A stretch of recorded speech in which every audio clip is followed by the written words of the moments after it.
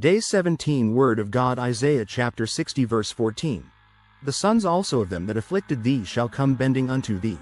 And all they that despised thee shall bow themselves down at the soles of thy feet. And they shall call thee, the city of the Lord, the Zion of the Holy One of Israel. Isaiah chapter 60 is a chapter full of hope and restoration, addressing the future glory of Zion, Jerusalem, after a period of suffering, exile, and affliction. The book of Isaiah contains prophecies of both judgment and restoration, and chapter 60 specifically focuses on the latter. The prophet Isaiah speaks of a time when God's light and glory will shine upon Israel, drawing nations and kings to Jerusalem.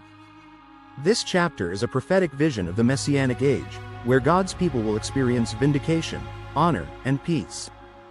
The sons also of them that afflicted thee shall come bending unto thee, signifies a reversal of fortunes where the descendants of those who oppressed and harmed Israel will come in humility and submission. This imagery reflects a significant change in the relationship between Israel and its former enemies, indicating that God's people will be vindicated and honored. And all they that despised thee shall bow themselves down at the soles of thy feet, further emphasizes the complete reversal of status. Those who once looked down on Israel with contempt will now show deep respect and submission. This indicates the recognition of Israel's divine favor and the restoration of their dignity. And they shall call thee, the city of the Lord, the Zion of the Holy One of Israel. Highlights the acknowledgement of Israel's unique relationship with God.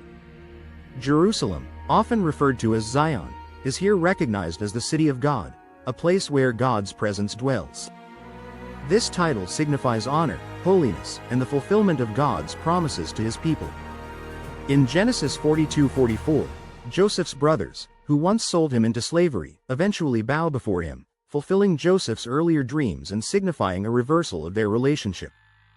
This is a similar theme of those who once afflicted now showing submission. In the book of Esther, Haman, who sought to destroy the Jews, ultimately falls before Queen Esther and Mordecai. The enemies of Israel are brought low, while God's people are elevated, Esther 7:8. Philippians chapter 2 verse 10-11 speaks of a time when every knee will bow and every tongue will confess that Jesus Christ is Lord. This universal acknowledgement reflects a similar theme of recognition and submission to divine authority.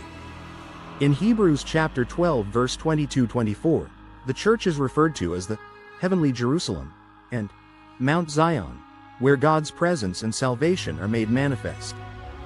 This spiritual fulfillment echoes the prophecy in Isaiah chapter 60. For believers today, Isaiah chapter 60 verse 14 serves as a powerful reminder of God's ultimate plan for vindication and restoration. It encourages us to trust that God will reverse the injustices and afflictions we face, bringing honor where there was once shame. This verse challenges us to see ourselves as part of God's plan to restore his people and his creation, living with the hope that God's promises will be fulfilled. It also invites us to recognize the church as the spiritual Zion, the place where God's presence dwells, and to live in a way that reflects this divine identity. Ultimately, it calls us to have confidence in God's sovereignty and his ability to turn situations around for his glory and our good. God bless you and give you grace after grace.